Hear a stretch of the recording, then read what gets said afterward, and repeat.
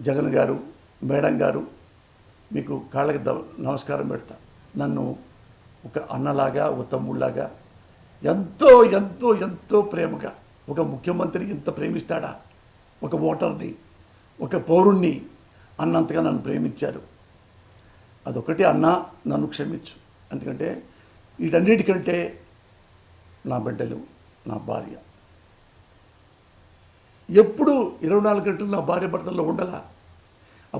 అప్పుడు డబ్బుల కోసం, అప్పుడు నిరుపేద అయినప్పుడు పేదవాడిని, పూరి గుడిసెలో ఉండవాడిని, సినిమాలో టికెట్లు అమ్ముకునేవాడిని.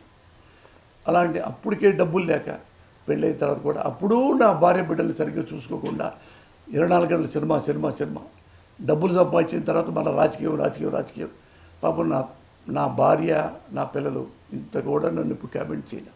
ఎంత అదృష్టవంతుడిని, సేమ్ టైం అంత దురదృష్టవంతుడిని.